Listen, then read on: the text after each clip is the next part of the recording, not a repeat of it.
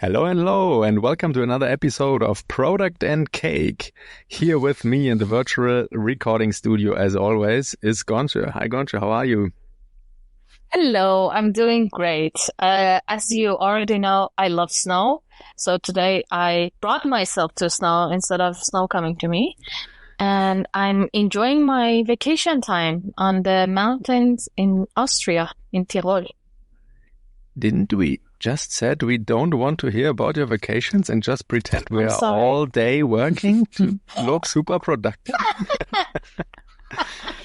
It's a realistic version of working from anywhere because that's also a possibility with working in tech and being a product manager.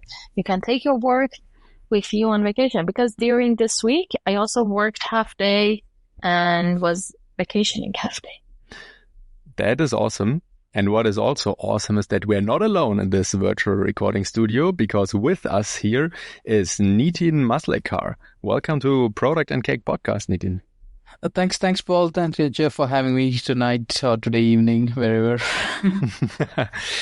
So it is very great to have you. You are VP Product and Tech of Miles Mobility. So a service we may all used already. And we are super curious to hear what you brought to that role, how you look at product and tech management. We have a lot of awesome questions. But before we dive in, we would like to start with a good old check-in question to open the meeting and to create this human connection. So I like to ask you, if you could wake up tomorrow having gained one quality or ability, what would it be? Travel the world faster, I would say. Ooh, nice. With more power in your miles cars, or with some Hyperloops, maybe. Hyperloops, maybe you can get to one corner of the world to the other much faster. Nice, yeah. That would be a good thing. What about you, Gonche? I need to think about it. It's quite hard. I think maybe being able to speak all languages, like being able to communicate with everyone. Because that would be really should be cool. getting easier now with AI. Yeah, true. Combine these both things. Getting everywhere and speaking every language. Exactly. How about you, Paul? What ability do you want to gain? I would like to gain, as spring is coming, I would like to gain gardening skills. I like gardens and flowers and plants, but all of them die around me. And I would really like to know what happens, but I rarely invest the time to really dive into it. I can give a crash course on that. Ooh, nice. Ooh, yeah. We could do a different podcast on that. Yeah. That would help me a lot. Let's have an after-hours session on gardening, how to have a green thumb. Yeah, good one. Awesome. Great cliffhanger. But before that, we would like to discover your journey into product role, Nitin. So for those who don't know, how would you explain your job in one sentence? Or two. It's also hard. And I think product and tech, I think it's quite simple from my perspective. It's kind of solving challenges and resolving issues that customers have, right? I mean, customers could be anyone, right? From an end user or an inward-looking or an internal stakeholder. So product or tech management is basically about solving problems which exists. And that's what I do in my role as well, I would say. Interesting. That's very well put, and that was very short and condensed. But how did you end up here? So what was there a defining moment that you said, okay, I am in love with solving problems, and now this is my career path? From that perspective, I mean, I didn't really have a classical product journey as a career for myself, right? You would imagine somebody starting as a product owner, product manager, climbing up the ladder, director of product, etc. And I didn't have that kind of a journey till now, till date right now. I basically, I'm an engineer by profession. So I trained as an engineer. Then I loved what I'm doing. Started to understand a bit more on more research aspects of engineering. So that's where I did my PhD as well, more focused on car-to-car communications. Continued that journey for quite some time after PhD as well. Joined industrial research.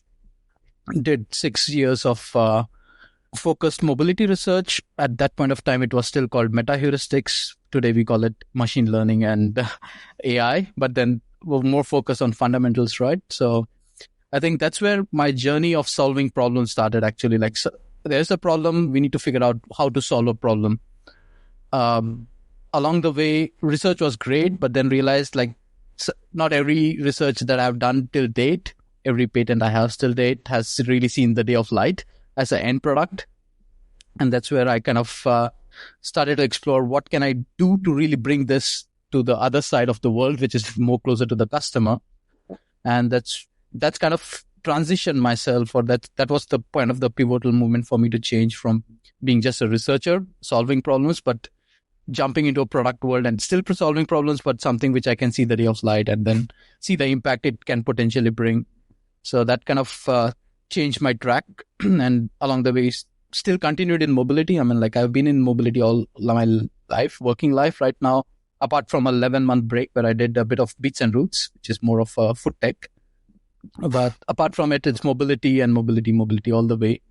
And through that journey, solving problems, it kind of naturally happened. Like, it got closer to the product, and right now at Within Miles as VP of Product and Tech here. Yeah, that's very interesting, because I see in your LinkedIn you were a product owner at Moya, and then next step is engineering lead at Autonomous Mobility, also at Moya, and then you started, beside the food tech adventure in between, you started off head of product and tech. So, and now you are VP product and tech of Miles. And are you still operative in the code, or do you say, no, as a product person, I pull myself completely out of it? No, I still code till date. I mean, I don't kind of do heavy lifting, I would say. But still, it's like some old habits are dying too. It's very hard to die, right? Like, I started off a programmer, engineering, computer science as a background. So I would say still 10 to 20% of my time is still code. Like, if somebody's not doing something, there's a small ticket, I handle it. Like, it's just fun. Yeah. I don't want to lose touch.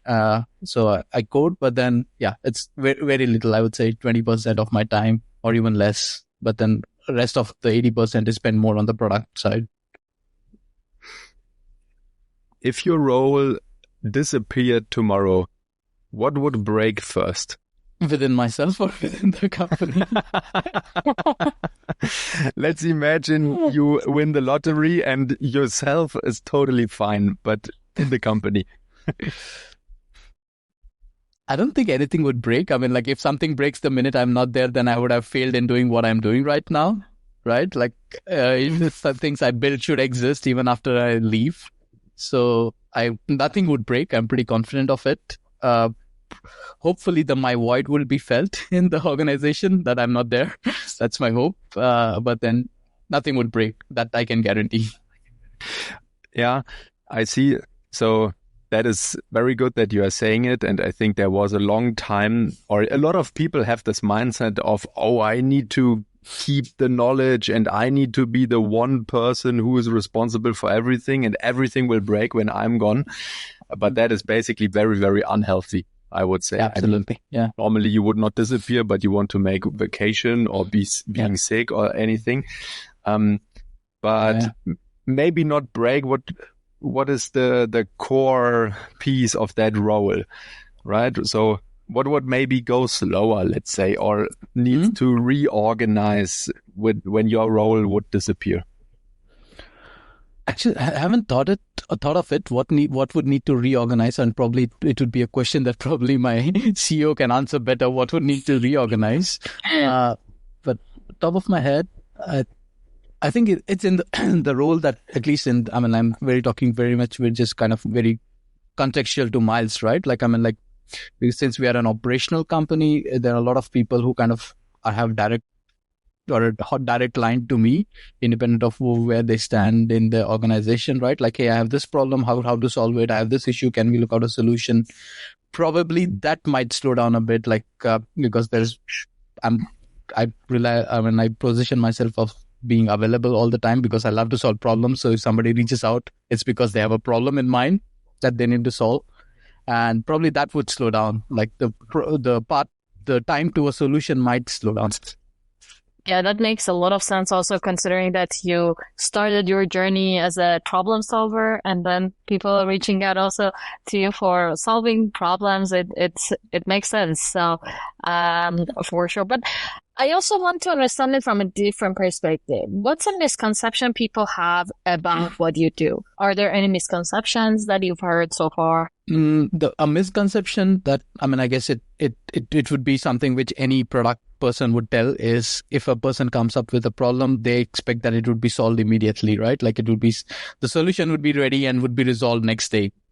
A lot of times it's not the case because a lot of the times it's also, they're not talking the right problem. They have one problem in mind, but then it's like, they're not really describing the way, or it's not the exact problem, right? Like, it's like the famous Henry Ford quote, like if you ask people what they want, they would say faster horses and not cars, right? So it's like somewhere product world also, it's very similar. What they don't really describe a lot of the exact problem. So you need to keep asking a lot of questions to really get there. And I guess that's the misconception that is there as well. Like if I tell you the problem, solve it tomorrow. Understanding the problem kind of always takes a bit more time than they actually conceive. Yeah, this is always a thing I made in one team. Engineering colleagues pay €1 in a virtual bank if they just say, hey, this and that is not working. And I tell them, come on, you are an engineer or you are a product manager. Tell me what is not working. Okay. So yeah, if the customer team comes or if our customers general comes and tell me it's not working, that's fine. But internally, you should really have a better first view on it. Understanding. Exactly. Yeah. How much money did you make with? Yeah, it was just virtual. Bitcoins, maybe. Yeah, Bitcoins would make sense. Yeah. So Nitin, you most likely look at a wide variety of issues and challenges, but what is the biggest challenge you are tackling right now? I would say it's more, as I said, right? Like we at Miles, we look at the entire value chain from customer facing and inward looking. And just because of my background, I love challenges which are more inward looking, right? Like when it comes to more operational side, I love looking at those kind of challenges much more than customer facing. I like customer facing, but then it's still sometimes a lot of assumption when it comes to customer facing things. So internal is assumptions kind of reduce as you come more internal or closer to your stakeholders, right? So current ones is always, when it comes to operations, it's always about how to optimize your operations, right? Like be you're repairing the cars or cleaning the cars. A lot of challenges there are tiny challenges, but then the impact that you can have in an organization are much higher. So those are kind of keep me occupied quite a bit at the moment. Yeah, makes a lot of sense. As I believe Miles is quite an asset heavy operation as well. Yep. So that takes a lot of time. But looking at the mobility industry and specifically at Miles, and how did AI impact your role and the industry? It's slowly penetrating. I would say we have not seen a bigger impact yet. But what we are seeing is a very positive impact. It's really a positive impact, right? Like a lot of tasks which are kind of really manual, we are able to automate them using agents, right? Like we are really it could be as simple as a chatbot where you need to resolve something, customer care kind of thing. But so a lot of workflows that had very manual touch points can be automated now using AI. Into product development as well, a lot of manual, like classic research questions, etc. Like how you do user research, how do you summarize those things kind of can be automated now, right? So it's like step by step in a very positive direction. AI is helping us in that sphere. And did it have any impact on the operational side as well? Were you able to utilize AI in the operations of your business as well, or no, mainly in the C2 customer B2C aspect, consumer facing? Yeah. No, we are mostly using it in the operational aspect, not in the B2C aspect interesting. yet. Mostly in the operational aspect, yeah. Because that's where we see the bigger value as well, right? I mean, like it's also all internal processes, which we know we have a bit better control on it. So we are also trying to utilize as much as possible. Again, trying to stay within the constraints that the European Union provides, right? I mean, because of the GDPR law or something. I mean, there will be a lot we can obviously do, but then we have to do it a bit more carefully here. Yeah, fair. Yeah, fair point. And talking about AI and AI use in product management, do you have an overrated and underrated thought on the way that AI is used in product management at the moment? I think an overrated thought I personally feel is like, hey, AI will replace product management. Yeah, we've all AI heard won't it so replace many product times. management, I feel. Yeah, AI definitely will not replace product management, but it will definitely change the way we do product management today, right? I mean, there will be a lot of changes would be there probably. Like, like a simplest example would be like probably you don't have to really sit down and write a product requirement document or a PRD word by word. You can just give it. You can really use AI or a tool to really act as a sounding board, and it can generate a document for you. So that would be the change I would see. It would act as an assistant rather than a replacement of a individual from a product management, right? I mean, it's still at least it's still not there where it can think of a problem that by itself, right? I mean, probably in future it might happen, but that future probably is not there yet. So I would see, I mean, like as I said, like that's the overrated comment that I hear, like AI will replace product managers. It won't really. I mean, it will enhance the role of product managers. And I think it would kind of, my personal opinion is it would really elevate the role the product person has within the organization. So this person will not be just limited to like in that small tiny space, but then probably the product role will more transfer into a business function as well, where the person has an overview of all the aspects, right, from a financial to the technical development. Like the role will just enhance, I feel, if the person uses AI correctly. Yeah, and also in the whole company is somehow a way on how to work with AI and how to feed it with the right information and how to use it and how to trust, but also talk about the results. Absolutely. I mean, like, I mean, just a personal note as well, right? I mean, like I use AI as well in my personal life. What I always find is like, it always agrees to what I say. It doesn't challenge me enough. So that's something which I kind of feel as well. So which is a very negative aspect when it comes to work. If you're using an AI tool in work, if your ideas are not challenged, then something is wrong. So you can't just kind of use it for 100% the way it is. Yeah. Yeah. And also what I recently had a few times that non-technical people sent me very long messages how something could be solved. It's a technical challenge where I was explaining, hey, it's complicated because of this and that. And then I get a huge answer back that was obviously generated with AI, but is so, just scratching the surface. It sounds super awesome and very educated, but if you go through it step by step, it realizes, it's just not applicable for our use case, for example. Absolutely. Yeah. I mean, like it can act as a good sounding board, right? Like, hey, like it has to be a conversation and it kind of can guide a conversation, but then, as I said, it won't, I mean, it's like for any changes or revolution that have happened through the history, right? Like industrial revolution way back, 100 years back, they changed the way things worked at that point of time. Computers came in, changed the way things work. Internet came in, changed the way things work. Smartphones came in, changed the way things work. So it's just a part of evolution, I would say. So probably there will be a different title, but then the role will exist. True. I just recently experimented with having AI as sounding board for my product requirements.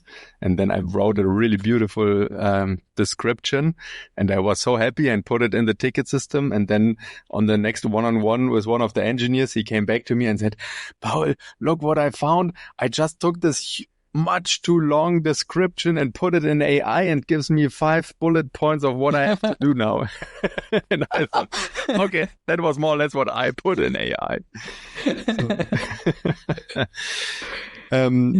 But definitely super interesting times we're living in. And absolutely. I think we are really a happy generation to see all that movement and this shifting. And when we get rid of this fear of, oh my gosh, I will lose my job and nothing will be the same anymore. The truth is nothing will be the same anymore, but we still have a lot to do.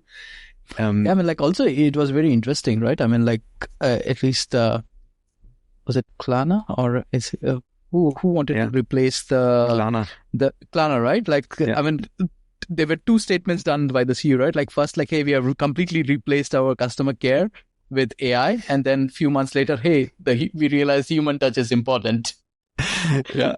And now he's posting, we will have the best user support on the planet with humans. So it's kind of interesting, right? So I mean, like, it's great, but I sometimes feel it's still overhyped. And probably it's also, the overhype is actually killing the value that AI can actually bring, because people are just kind of not realizing the correct way to use it. Yeah. You have already plenty of years in the industry. Is there one thing you wish you had learned earlier in your career? I think a lot of things. I mean, like, I think in hindsight, every decision is a wrong decision sometimes. Right? So a lot of things I would say I would have done differently. Right from the way probably I did my research to also the way I do product management as well, right? I mean, you learn by failing. I think that's the best way to learn as well. One thing I would have definitely changed, that's really very individual, right? Like, is to say no easily. Like, it's very hard for me to say no.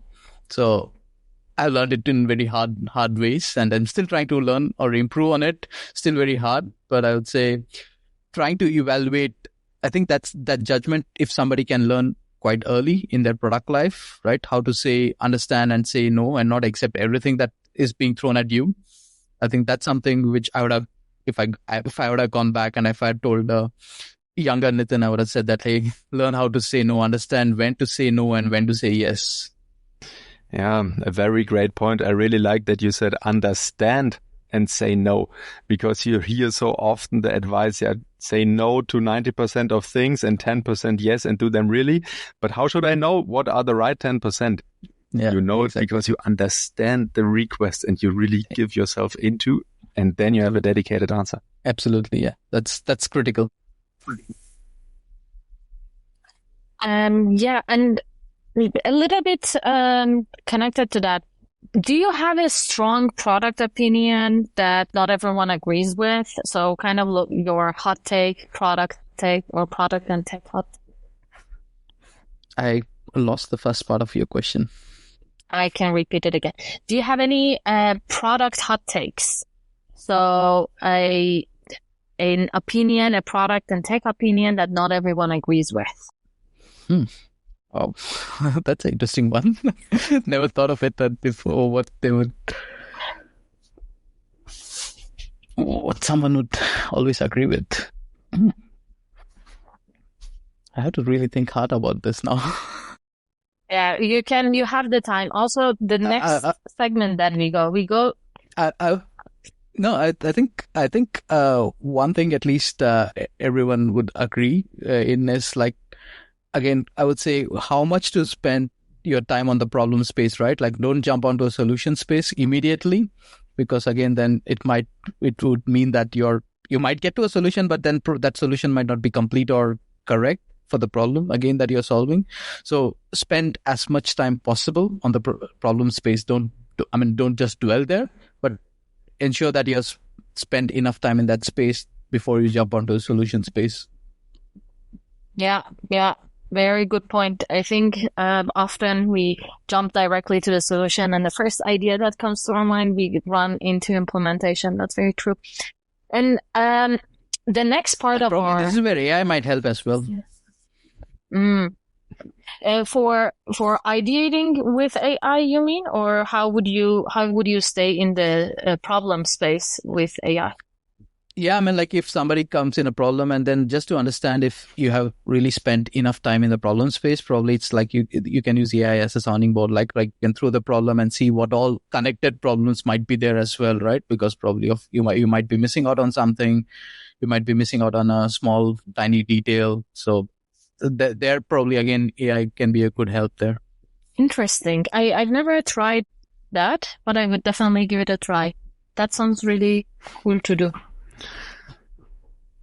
I learned about one thing I wanted to quickly share is the anchoring bias. That was very interesting that we as human have a bias to trust the very first idea the most. Absolutely. Yeah. And it's a very common thing. Anchoring bias is a very common thing, especially among the product community as well. So I am definitely suffering from that. I really feel it. Absolutely. Okay, now the next thing in our agenda is our famous yay nay game. All right, perfect. So the game that we play, it's kind of like a rapid fire game, and I just share some statements that I've heard here and there in the product community, and you just tell me, yay, you agree with this statement, or nay, you don't agree. And then afterwards, we can discuss a little bit about why do we agree, why don't we agree, and the little things there and here about these statements. So, cool. Are you ready? The first one is a failed experiment is a waste of time if it doesn't result in a new feature or change. Nay. All right.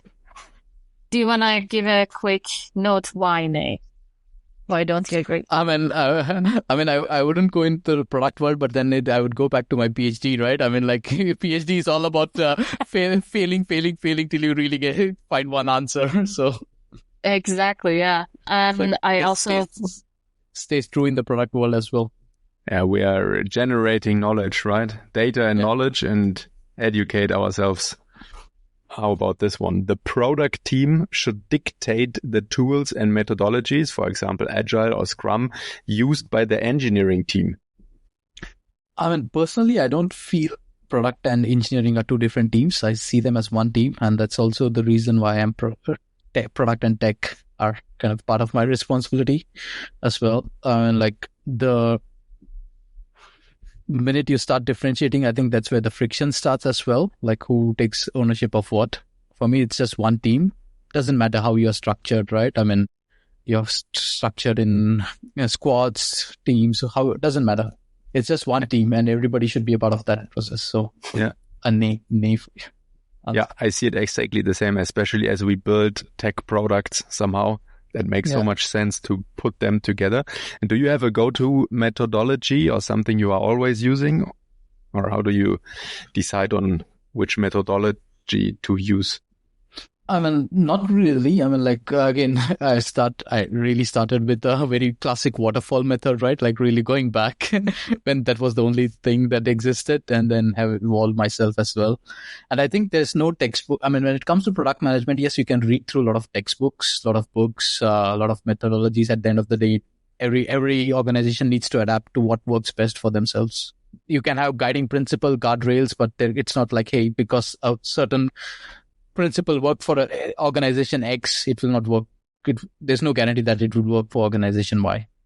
Okay, then what's about this one? All feature requests from paying enterprise customers should automatically get priority over planned roadmap items.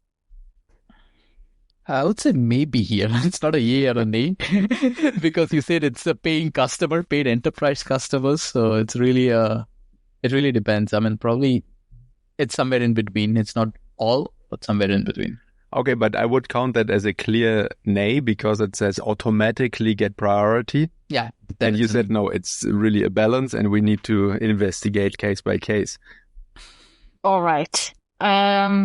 Okay, this one is actually something I heard very few times, so it's lesser known or lesser heard from my side. A PM's primary job is to learn how to say no more often than say yes. Yeah. Again, it's a nay because I would go back to what we had in the earlier discussion, right? Like PM's role is to understand first before saying yes or a no. So Yeah, fair point. To be honest, I would have said yay.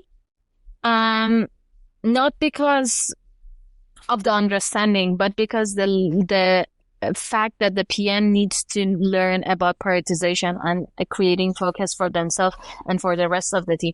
And that means more often than not, beside the fact that you say, okay, I'm saying yes to these list of topics, I'm saying yes to these requests coming from different aspects, I need to know what to say no to. It is very important skill in my perspective for a PM in the company to learn when to stop a feature, when to remove a feature back from the product. I look at roadmaps is very similar to how a finance team would look at the projections they have, right? They adapt it as well because there are external factors which impact the way the financial projections are being done. So the roadmaps are very similar. You can't have both financials and product roadmaps are never on point. They have deviations, positive or negative, and they need to be evolved. So that kind of goes in that direction as well, like when to say yes and when to say no as well. That was a beautiful comparison. I loved it. I will definitely use that.